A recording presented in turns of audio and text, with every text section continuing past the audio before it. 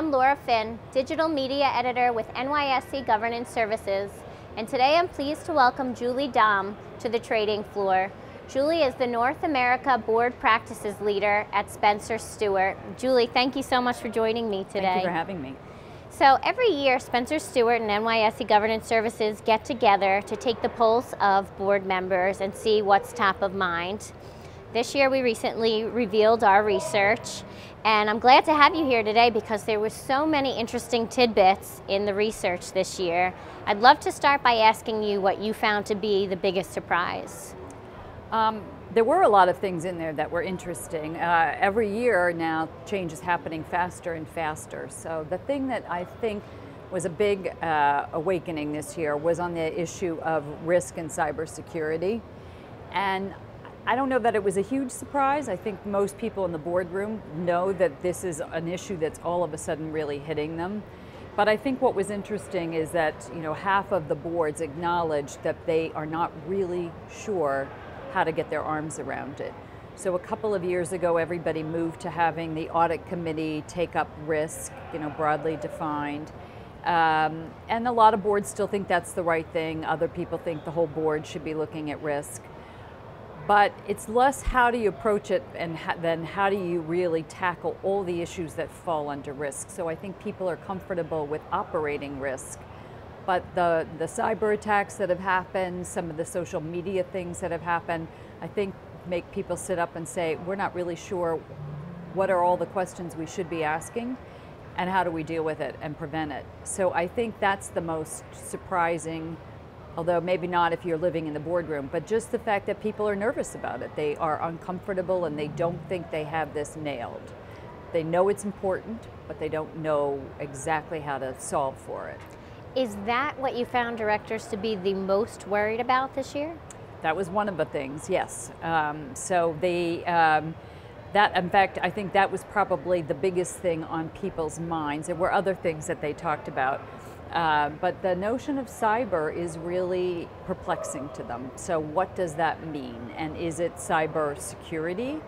Is it how do you use social media and digital to relate to your customers if you're in a customer-facing business? I mean, just all the changes that are occurring really quickly are puzzling to people. And in addition, when you think about it, our boards don't tend to be filled with young people who are grappling with this issue and comfortable with it. So you've got a room full of people who are thinking about it, but it's more academic in a way than something that's like tactile, like they get because they're doing it day in and day out. So it's an intellectual exercise, which makes it hard. I think it makes it really hard for people. And I find too that if you ask 5 board members, what does cyber mean to you, you will get 5 completely different responses. That's exactly right. Right. And some of that, it depends on the industry and the company, but some of it is just all of our comfort level and our understanding of it. What else worried directors this year? So another thing that I think would be is, I'm not sure if it worried them, but something they talked about was their engagement with shareholders. And one thing I found really surprising is that they felt that they did a good job of that. 87% said they felt they really understood their their shareholder base. Yet on the other hand, many of them are very surprised by what happens in their conversations with shareholders, and some of the more activist shareholders, I think, have really surprised companies. So anecdotally, when we work with boards that have something like that happen, they're not prepared for it, and they're surprised. So the boards felt that in our survey felt that they understood their shareholder base, but they didn't feel they were prepared if anything happened. So most of them didn't have any kind of plan, or I shouldn't say any kind, but a detailed plan. Many of them didn't hadn't gone through an exercise to say, so if this happens, what do you do? Right. More than half of them had not gone through that. So this is another area that's moving relatively quickly. Some of the people in the survey said they felt that there was a need now for boards to have a director who understood the shareholders. So, or somebody who came out of PE, somebody that the shareholder group would look at and say, okay, that person understands our point of view. That's a big change. I mean, that a year ago, I mean, we would have never heard of that before. Right. But that was something that came up. That was somewhat of a surprise. And we're slowly hearing that occasionally with our clients, but not much. But again, that's an area that is evolving very quickly, and it's evolving in the media. So yes. When you look at some of the incidences this year, I think it makes board members very nervous.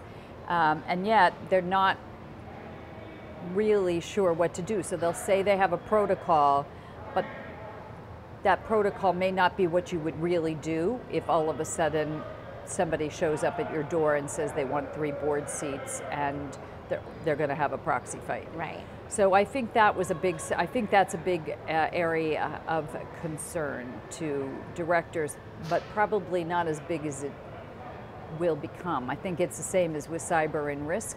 These are areas that we're not going to just see this year. We're going to continue to see them. Yes. Now, with the shareholder engagement, did you find that the board members who were surveyed say they were willing to engage with their shareholder base? It's mixed. If you had asked a couple of years ago, they would have said no. Now that's evolving, and more boards recognize that they do have to have open communication with their different shareholder bases. I mean, you have your large institutional, they're going to be with you forever, but you still need to communicate with them versus the activists. So it's certainly not a one-size-fits-all. Many board members still feel it is the job of management to communicate with shareholders and not their job unless something happens and the shareholders insist on seeing them, the directors. But I think that's a real area of change. And we see that the major institutional shareholders are becoming more interested in what's going on in the boardroom, and in particularly who's in the boardroom. So they are not going to put up a battle or put up their own slate, but they want to understand who's in the room, why are they in the room, are these people making good decisions on their behalf. So everybody is interested, all the shareholder groups are more interested in communicating with the board directors. And I think the board directors are still less comfortable with what that looks like. To change tracks a little bit, Julie, what about strategic planning? Did the board members say that they were spending enough time on that? That was, I thought, relatively interesting in that in the past that's been a real concern for them. The notion that they don't think they spend enough time on strategic planning and that they've spent too much time on compliance, on filling out their fiduciary responsibilities, and less time thinking big picture. And so this year it was better, and they still don't think they spend as much time as they should, but it's not as big as a concern as it has been.